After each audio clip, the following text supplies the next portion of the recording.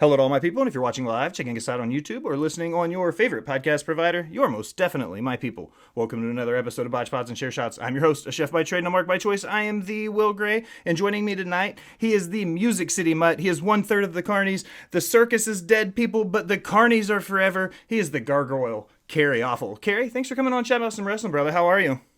Doing great, living life.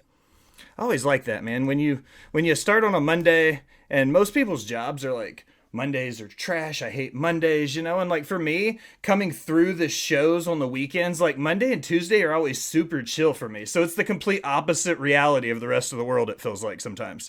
So I always start these interviews kind of the same way, man. I always start kind of the beginning and kind of work through your career a little bit. First question is always kind of an icebreaker, but what were you exposed to as a kid? Like, what do you remember watching and growing up watching? So my earliest memories are like probably like between like 4 and 5 years old, and I'm 37 now. So definitely dating myself. I remember Saturday morning wrestling is what we used to call it, but I had grandparents that lived close to Memphis, on the outskirts of that, between that and Jackson, Tennessee.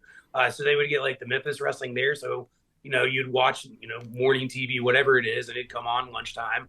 Then I found out when I lived in Nashville, back in the 1990. Oh my God, they have their own wrestling every weekend. It's on TV and at the fairgrounds. Oh my God. And so my earliest like mainstream memories is Coco Beware and Owen Hart. And I had a babysitter who liked wrestling, and she loved Coco Beware, and we'd all do the Birdman dance together, and it was awesome. And that was real sick. And then of course, with Memphis wrestling, I grew up watching and remembering like PG-13 and like Jerry Lawler and Bill Dundee and stuff like that. And of course Dutch Mantel, like my mentor and trainer. That's it's so serendipitous that that's who ended up training me. This guy I watched when I was like 5 years old. It's really nice and refreshing because I'm also 37. I was born and raised in Nashville. I grew up cutting my teeth on the late days of the NWA, Lawlers and Jarrett's coming out of Memphis.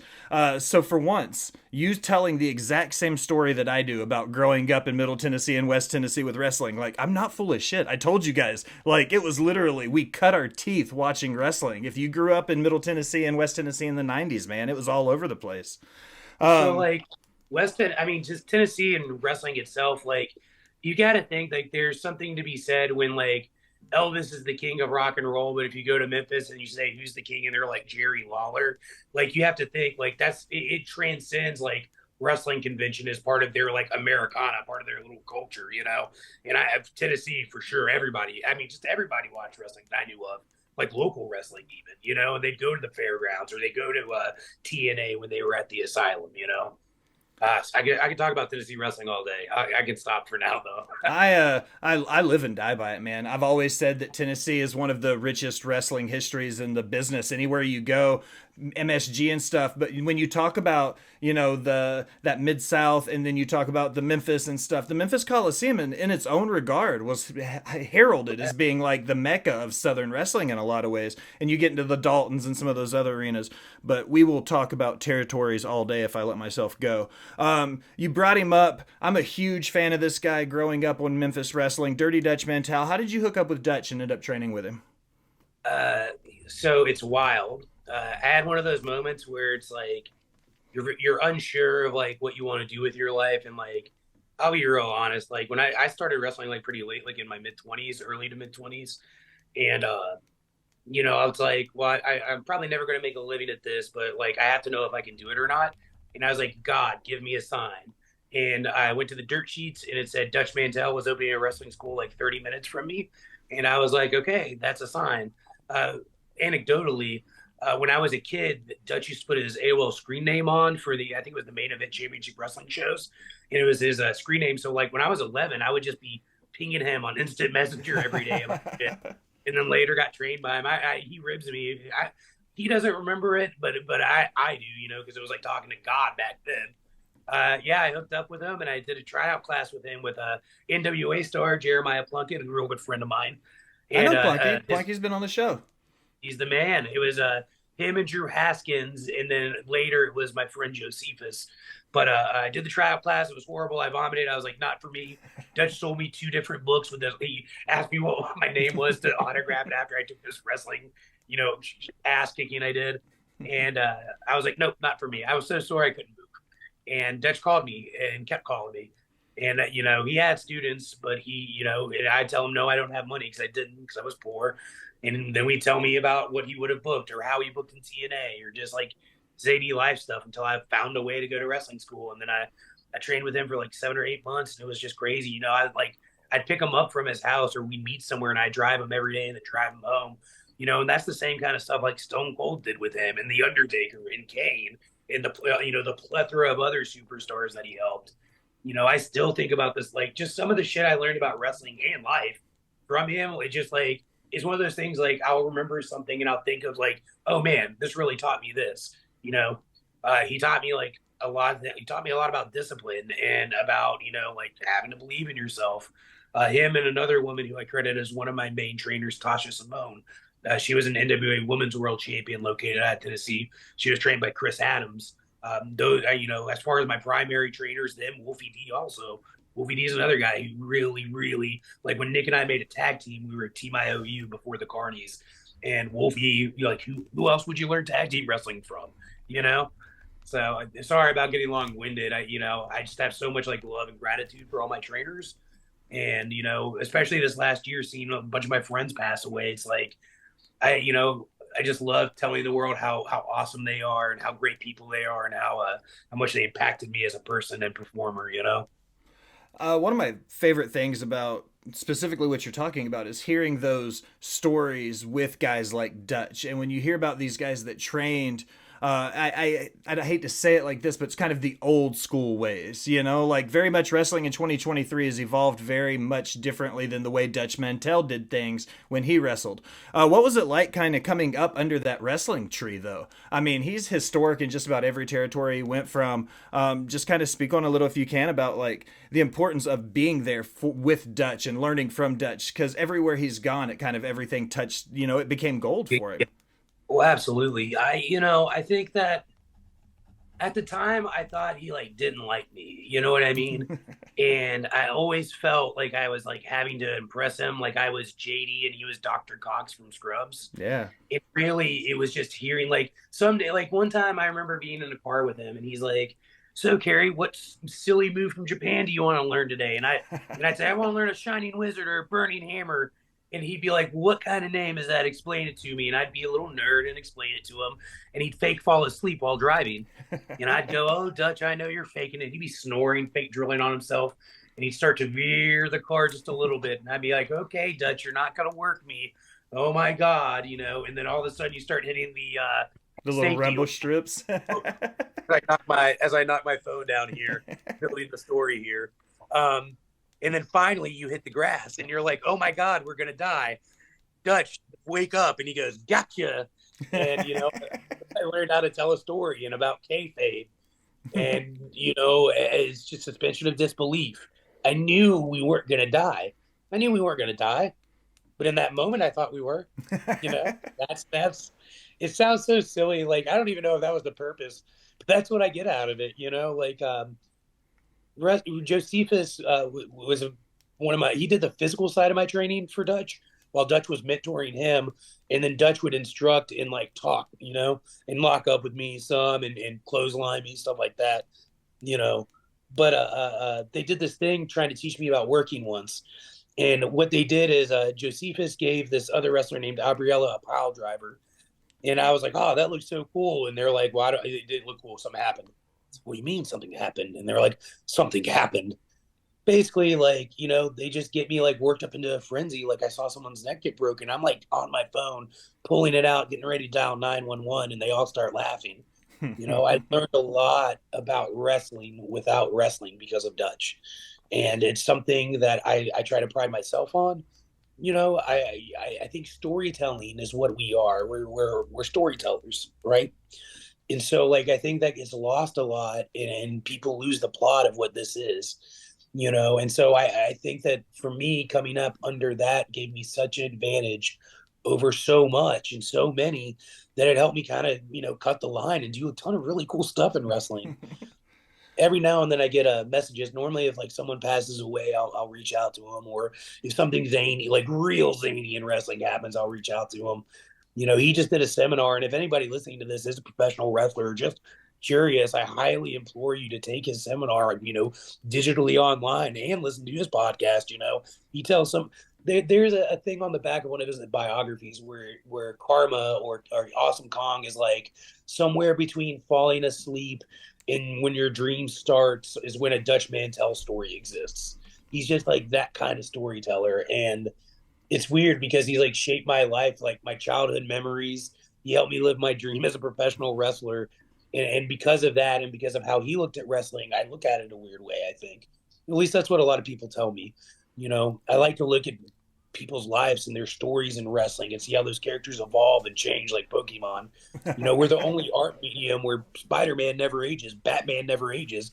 But us as wrestlers, we go through in real time. Our characters age in real time. What other medium of art can you do that in? As funny as that is. Sorry, if this is too outside the box here, I apologize for sure. This is right up my alley. I always say that when I do an interview with a guy, no matter who they are, guy or gal, I let them fill how much of the curtain they want to go back. If they want to make it 100% of work, I'll 100% work with them. You know what I mean? Like I always let them pull the curtain back. I love it though, man. I love finding out. In 2023, it's really hard to say whether or not kayfabe is alive or not. So I look at it like a TV program. You know what I mean? When I watch the TV, I don't look at it and go, okay, that's Joanna Y, not Roman Reigns. You know what I mean? Like I look at it from the perspective. So when I talk to you guys behind the curtain, so to speak, and we're kind of here, I let you guys pull it back as much as y'all choose. So the next step is after you get on with your training and you're rolling with it, man, what was that process like getting booked for those first few years? Like diving into the business, kind of breaking in, as they say. So I did the building that I trained at with Dutch was an NWA affiliate. So I paid a year of dues there and I worked for free. That culminated in my year anniversary as a wrestler, wrestling in a cage match twice. And it was just a whole thing. But from there, I was able to meet people like Derek Neal and Tasha and, Chase Stevens, whomever. And that got me over to USWO with Tony Falk, who is like the absolute man. If you ever get the chance to talk to Tony, he is the best. I mean, the best, dude. And they started booking me on those Fridays, not Thursdays, on Fridays in Nashville. I was working NWA main event on Thursdays, and I met Nick. Wrestling's not like it is now. Like there's almost no wrestling shows that are in Nashville, period, anymore. And if they are, it's here once a month, maybe. When I started, they said they were in a drought, but I could still wrestle 3 times a week, 4 if there was a benefit on Sunday. And I think that also helped me out a lot. I did diagnose into it, but at the time, there were parts of my training and when I was a wrestler when I started where I was homeless. Wrestling kept me out of trouble. It gave me a place to go. It put a roof over my head. It gave me people to hang out with that weren't the people I was hanging out with, which clearly wasn't helping.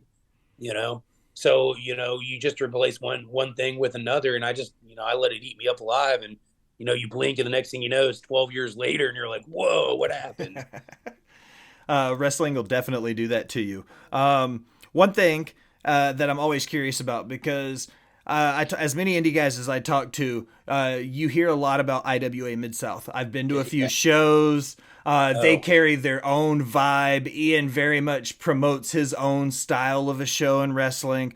So let's make that our next stop, man. What was it like working with IWA MidSouth and Ian Rotten and those boys?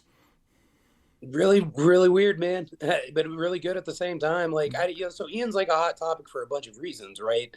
He's kind of all over the place, infamous and famous, notorious, however you want to look at it.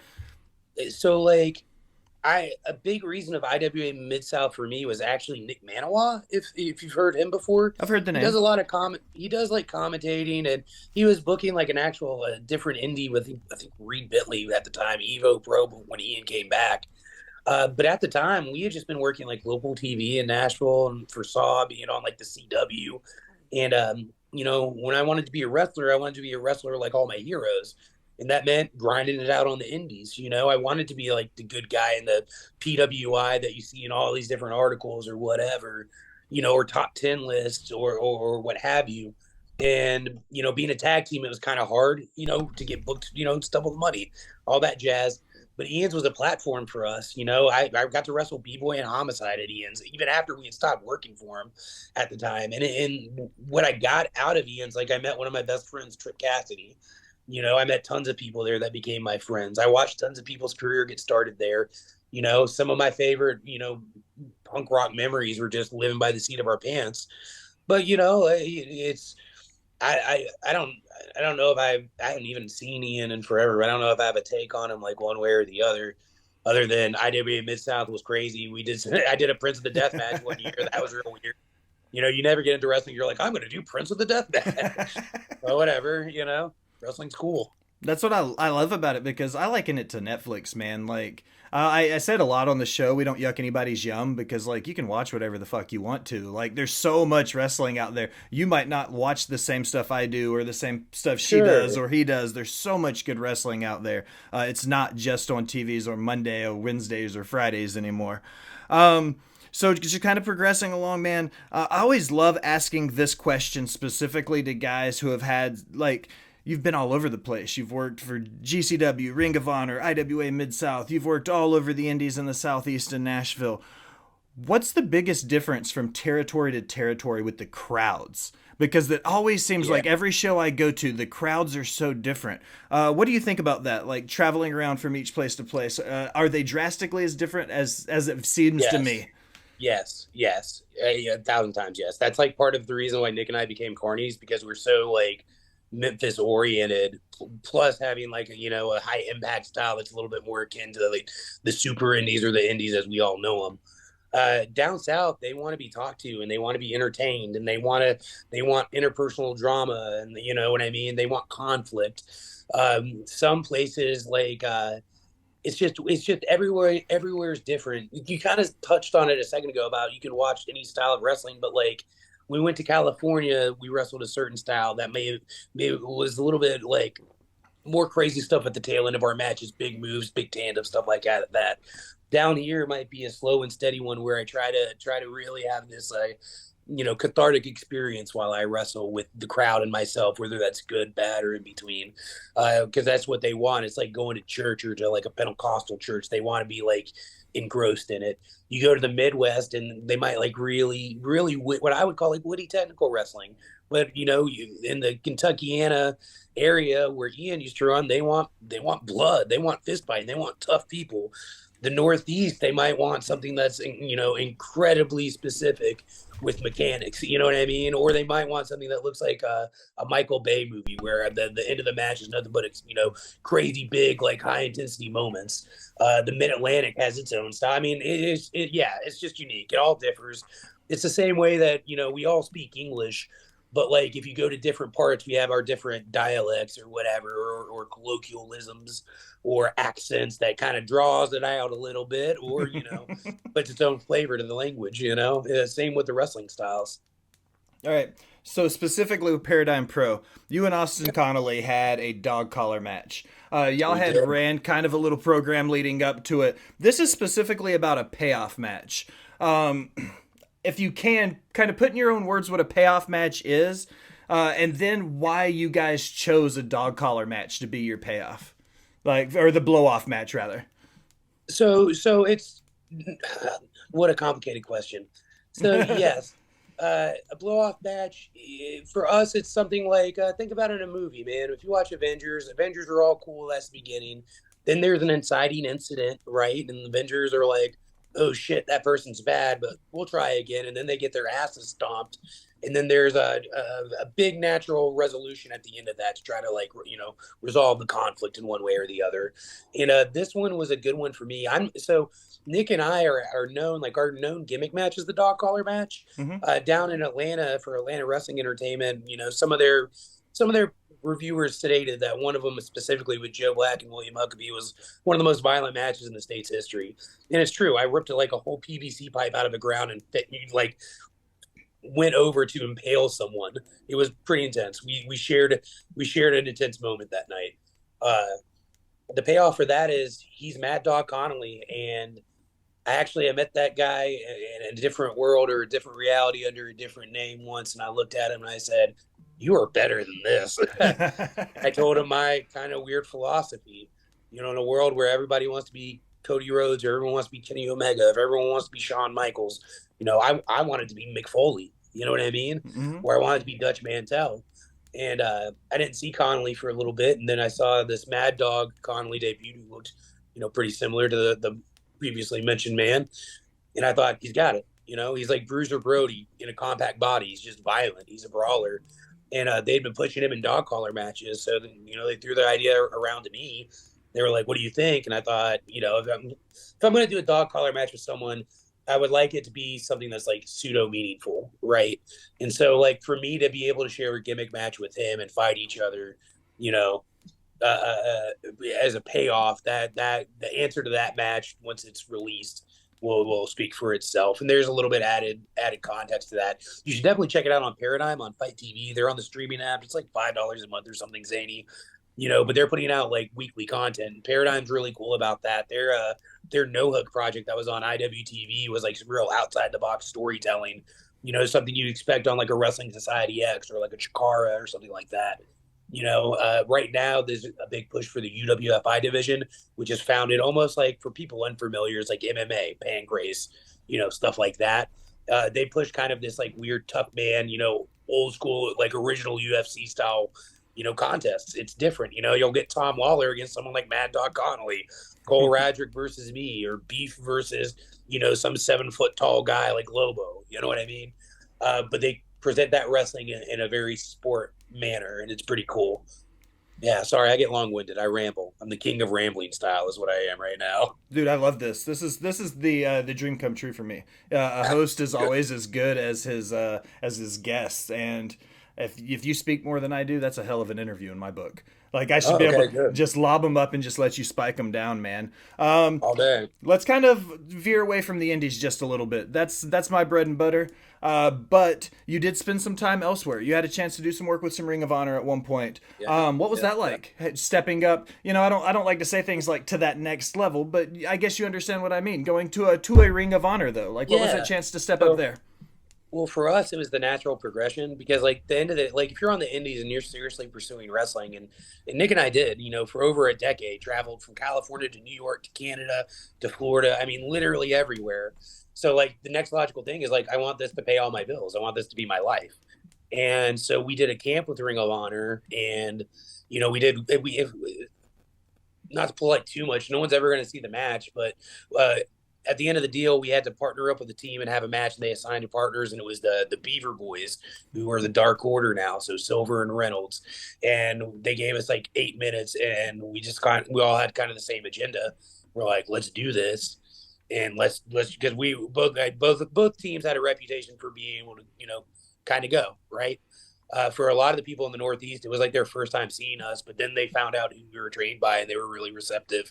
And some of them knew us from some of the indies that we did, So we did that, and it changed our lives. Like, a lot of people don't know this. Like, Chris, we were the Carnies, Team IOU, because we were trying to get out of this boy in a dog gimmick into this like circus Southern Memphis Carney gimmick. And Daniels is like, Christopher Daniels is the guy who's like, you're no longer Team IOU, you're the Carnies. You guys maybe try a circus thing. And we were like, okay, you're Christopher Daniels, sure. Yes, whatever. sir. Yeah. I used to pay money. I lied to my parents so I could go to Impact or TNA at the Asylum on Wednesdays for the weekly pay-per-view so I could see Daniels wrestle and all the indie guys. They were getting shots. It was incredible. I feel like that was the thing, though. If you didn't sneak out to a TNA Impact show, were you a teenager in Middle Tennessee? Right. Because I did the same thing. I tell people that all the time, especially into college. The older I got, when I kind of got out from the umbrella of my mom, it was like I was spoon-fed TNA Impact because it was like they would just do whatever they could to get us in that building. Oh, dude, yeah. They eventually just be free tickets. One time, I'll save that story for a different time. We had like 3 or 4 matches for Ring of Honor, and we had some cool ones, but they were always like Future of Honors and shots like that. And we did one house show for him up in like Wisconsin or something. But it was cool because we were showing up trying to like show face too. So we would go to the different states and someone like in Atlanta or St. Louis or North Carolina or whatever. But I was lucky because I break the rules about certain things. Like, people are like, give people space. Don't be too like nosy or whatever. But like, I would ask people like, hey, let me listen to you. Like, what's your thoughts on wrestling? Like, do you mind if I ask you questions? And like, the next thing you know, you get to ask people like, you get to hear stuff from the Machine Guns or the Young Bucks or the Kingdom or the Briscoes or whomever, and because of that, just having the access to that kind of talent for that brief amount of time changed how I put wrestling together in my head. And it was not culture shock. It was just, it felt validating. You know what I mean? Like, I'm like 5'10", fat, chubby, internet smart mark.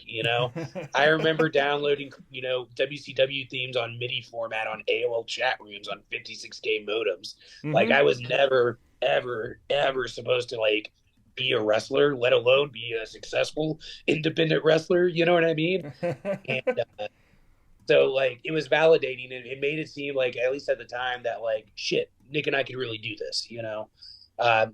Stuff doesn't work out that way, but just having that for my own personal like scrapbook like meant the world to me. Uh, I love hearing that, man, because I'm, like I said, born and raised in Middle Tennessee. So when you came across my desk, my co-host and producer works with I guess a mutual friend between the two of us, however we want to look at that. But when I found out you were my age, you're from Middle Tennessee, you're a pro wrestler, I was like, how have our circles never crossed? Like, that seems like such a weird like locale, because I live in Murfreesboro, and I was like, Jesus, like, how have I never met this guy already? Like, so right before we went on air, you put out a tweet that you had some big stuff dropping. Let's hop into that with what you just dropped for everybody, man. Let's Retina Pro Wrestling, right? Retinal Pro Wrestling down in Birmingham, Alabama. This is the first time I think I've done a project with someone out of state. Normally, I try to keep all my projects in state. I've done a lot of cool stuff in the past. Like, I helped with Dojo Pro. I've helped with some stuff with GCW in the past. I wasn't just fascinated with the wrestling side of wrestling. I like all of it. Every functioning job in wrestling, from booking, filming, promoting. Like, I love it all. Teaching, and I've ran a bunch of shows in the past, but this is the first time the second time I've had someone kind of approach me and my cabal or team of guys and say, hey, let's do something really cool. Let's try to make a hardcore wrestling show and pro wrestling and mix it together. And we're gonna try to run Birmingham. It kind of like I'm sorry, I'm so like stuttery. It's just so new and fresh. I love it. I get excited. I get jittery. But we did a bar show outside of No Quarter, like on the fly, like guerrilla style. And my buddies came up and did it, and there was like 8 of us, and we got paid in beer, and we did pro wrestling in a parking lot, and people were pulling their cars over and watching it like it was the Beatles on the roof or something. People were sitting on their balconies watching us, and it was kind of like what I like, pro wrestling in its most honest form, and was like, you get to go out there and be an artist, right? You get to go out there and people are there to boo and yay and cheer, and when you hurt, they hurt. When you're happy, you're elated. Yeah, there's not so much of this jaded wrestling fan where it's like, I don't know, like you get numb to it eventually, because like once you get to like a certain point of like wrestling fandom, like some of the best people I've ever met are wrestling fans, like people I invite to my wedding, you know what I mean? And then you have like complete strangers that want to talk about like your real life, like they know you. It's scary, really. But when wrestling's like that, and there's like none of these outside white noise or factors like buzzing and making wrestling like this pit in your stomach, when it's about the performance in a live crowd and a hot crowd that just wants to be entertained like that, it's like, shit, we can get back to this. We can tell simple wrestling stories for simple fans that want simple good times. And it doesn't have to be some kind of like over the top like art project where we try to be like Gone with the Wind or Lord of the Rings or some crazy fantasy epic, nor does it have to be chicken coop, the jumping around, hooting and hollering in overalls. We're going to go have our first event April 18th, Sunday, April 18th, matinee show, 2 p.m. Birmingham, Alabama. If you don't mind, I'll give you the flyer if you don't mind sharing it. tons of good stuff. I can't name too many stuff now, but if you look at the flyer, you'll see some familiar faces in the background, myself being included in that. We're going to start dropping announcements soon, and hopefully, knock on wood, the plans is this for next not just be in Birmingham, but we're going to bring this between Nashville and Birmingham and a few cities along the way, and try to do something that's kind of like touring bands or touring wrestling the way it should be. Just kind of get the gang together, set up a circus tent, and do wrestling, right? Hell yeah. One of my favorite things about it is the origins of where it came from, though. Like what you're talking about kind of goes back. It's kind of like an homage to the origins of it, going Yeah. back to the Carney days. You know what I mean? Like everything Well, you're talking absolutely. about, people are like, oh, that's a cool idea for a fusion. But to me, as an old school wrestling fan, I'm like, fuck, guys, this is where it came from. Like Yeah, going yeah. back to the big top fill is where wrestling came from. I love that. This question is completely out of the blue, and this is 100% about ring psychology here. Kill or Okay. be killed, no ring match with Derek Neal. When you have the intensity of a match like that, and everything in pro wrestling revolves around that squared circle, and then you remove it, like, what was that like? So I have done like I've wrestled like death matches and hardcore matches, and at that point, like, what's the difference? To me, that's the easiest psychology for me is how can I avoid getting slammed on something that's going to hurt me, and how can I do something creatively that they're not going to expect that will hurt them in a creative way, right? Yeah. So like a lot of people don't know this. If you go back and watch it, my middle finger is like still crooked from it.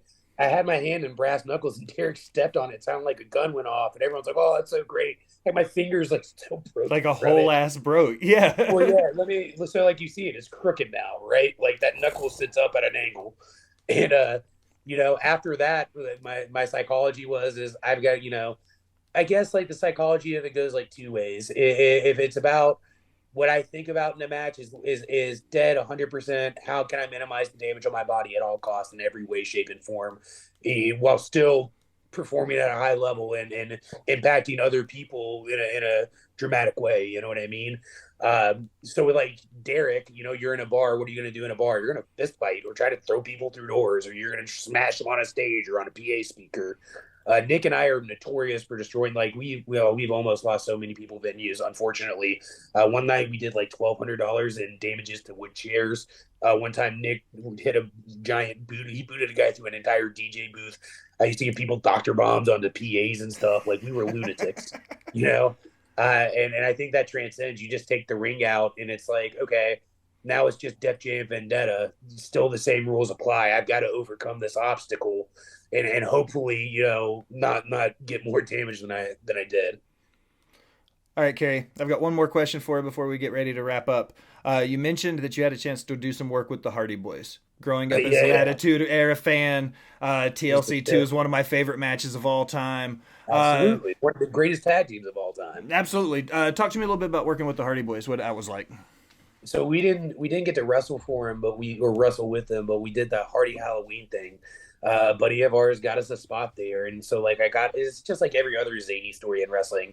I got a message in my inbox that was like, "Hey man, you want to do some Broken Hardy stuff?" And I was like, "Fuck yeah, I do." Yes, I do. Yeah, yeah. Are you lying to me? Are you ripping me?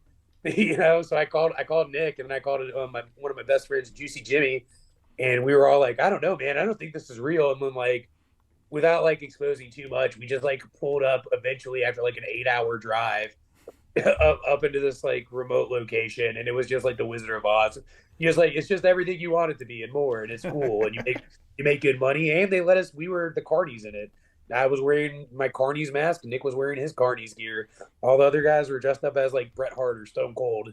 It was one of the most surreal experiences of my life because they were like your childhood heroes, and like Hurricane Helms is there, and the Boogeyman's talking to you about why worms hate salt, and it's fucking like Papa Shango and the Godfather and fucking the Hardys. Just champagne's there from Omega, and you're just like, it's like the biggest stimulus overload I ever had. It was like a zany episode of TV, and it was like my life was like a Truman Show sitcom for the day. But it was cool. It was like you just get to find out how cool like it you get to find out that sometimes like the people you look up to in wrestling can not be cool, and then sometimes they like over deliver, and it's like one of your favorite experiences in the world, and that was it for me. I don't think there was anybody cooler than the fucking Hardy Boys and Edge and Christian when I was a kid that I know of. You know, Mm-hmm. I to this day I like I always play like always playing them in video games or always like waiting for the next cool thing that they're gonna do or cool outfit they're gonna wear, all that other stuff. It was like watching real life comic book heroes. It was so sick. I love that era of wrestling also. Yeah, it was like a who's who for you, man. Like I said, we're the same age, so like the people you're rattling off, I was like, well, I mean, that's pretty fucking dope. Like one of my favorite things about the industry and the business as a whole is, even in the short time I've been, what little piece of it you could say I'm a part of it, doing my interviews and my ring work or my ring announcing and everything I've done in the business, the very little tiny piece I've been in it is the relationships I've made, the people I've met. And, you know, like I may have worked one show with somebody a year ago and then I message them and it's like they've talked to me every day since, even though we Yeah, haven't spoken since that show a year ago. And it surprises the fuck out of me. They even remember who I am sometimes. But it's like that. And those relationships are worth so much more. People make the joke, you know, handshakes and hot dogs, right? But right. sometimes that's all it takes. You know, I might drive 2 or 3 hours for a show and pick up one Yeah, really great interview that I've really wanted, and to me that makes it worth it. for sure. Even if I don't get $1 for working the show that night, you know, picking up or meeting somebody that I grew up watching, you know, like It's a those business. relationships make it.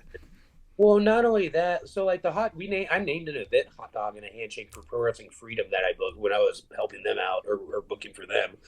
But like the thing about those phrases is like I've had a lot of people that I've helped out because I like that's kind of the role I'm at is I try to just like teach people like the cool things about wrestling and how they can view it their own unique way or whatever.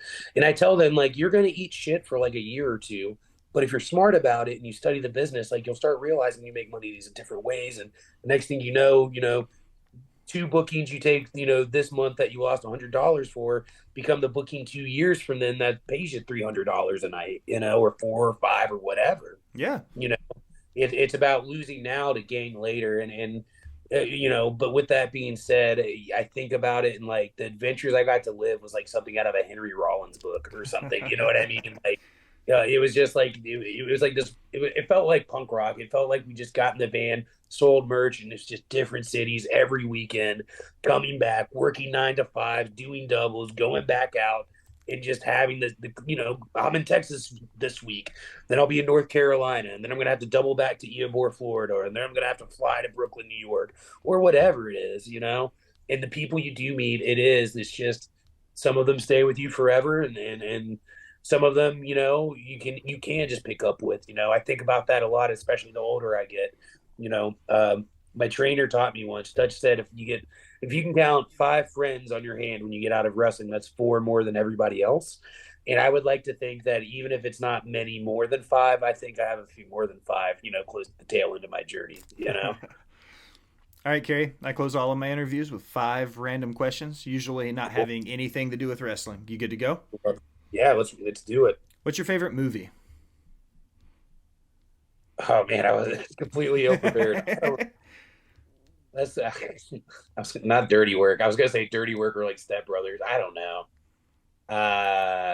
I've now botched this interview. You can chant "you fucked up" at me. I don't know. You don't know? Well, let's do let's do. We'll go with a Will Ferrell. Nope, we're gonna go with Walk Hard with Dewey Cox. That's a great Walk one. Hard. Solid It's an pick. all-time classic. When you're on the road, do you have a favorite fast food you stop at?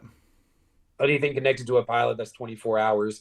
If it's like if it's in like civilian life, like 9 to 5 life, you know, I like any kind of like burger place, like, oh, cool, we're at a Whataburger or something like that, right? Of course, Mm-hmm. now we have that in town, so like I don't have to worry too much about that.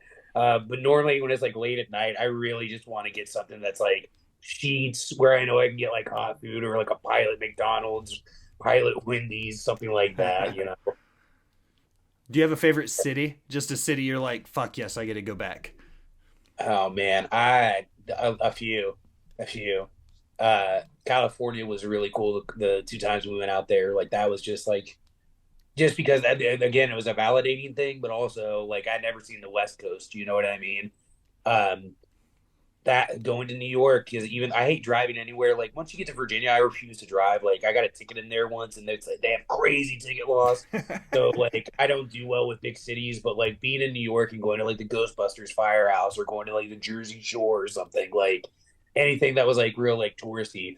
I missed the Midwest a lot because I missed some of the fans and some of the crowd out there, and that's like even pushing over to like St. Louis-y, border Illinois area mostly, maybe Indiana, parts of Indiana. Yeah, I don't know. I love them all for different reasons. If you go to a bar, what's your go-to drink? Whiskey Coke. Nice. Last one. This one does have to do with wrestling. I've always liked this one. What's your favorite venue you've ever wrestled in? Municipal Auditorium. Legendary. Yeah, Starcast all the way through pay-per-views. Everybody's yeah, wrestled in Municipal, man. yeah, I just yeah. said that was my favorite one probably 2 or 3 nights ago on somebody else's show. We I had the same went. conversation. I forgot it's not Starcast, but the WCW Starcade. I went to a Starcade, yeah, yeah, Starcade. I went to Starcade there as a kid, and then like Nick and I ended up having a tag match for Ring of Honor there, and like it was cool for a couple reasons because like who gets to wrestle somewhere they saw like a main pay per view at in their hometown in downtown, and like we had gone out there, and like I knew like people knew who we were like locally and on the indies or whatever, but like in your own mind you downplay it because you think like life sucks or whatever, and you're like no one knows me. But when we came out and they like popped for us in my hometown, I was like, all right, cool, I can die happy, There in the fairgrounds. The fairgrounds was one of my favorites too. I got to wrestle there a little bit too. I think the fairgrounds was awesome. Municipal, though, I said was one of my favorites. I had a chance to see a show at the Memphis Coliseum. Like that was Sick, super cool. sick, Yeah. Uh, okay. sick. Okay. Favorite part of the episode, man. I don't have to say anything now. I just tell you, plug your stuff. Put yourself over. Tell everybody where to find you and what you got coming up. Don't find me on Facebook. You guys can find me on Twitter and Instagram at Kerry Awful. You can check me out at Retinal Pro. That's a new venture I'm doing. For anyone who is a fan of any of the previous stuff I did with Pro Wrestling Freedom or with Crux Wrestling or Bizarro, this is going to be kind of up that alley. And we're looking to come to Nashville. If you'd like to sponsor, please reach out to us on Instagram or on I'm getting tongue tied now on Twitter for Retinal PW or me, Kerry Awful on Twitter. Watch me at New South on Pro Wrestling TV. Just had a match with GCW's Blissy for them and BDSM, the tag team. Check me out at Paradigm Pro, where I'll be teaming with Derek Neal and Jimmy Felcher as Walking in Memphis as our trios name coming up here this Friday. That'll be at the Jeffersonville Arena. And yeah, just check out, watch wrestling, buy merch, have fun. Cool stuff. Absolutely, Carrie. I appreciate you stopping by and chatting about some wrestling, man. All right. No, it was my pleasure. Thank you. Absolutely. Fourth, the Gargoyle. Carrie Awful. I am the Will Gray. Thanks for stopping by and listening, my people.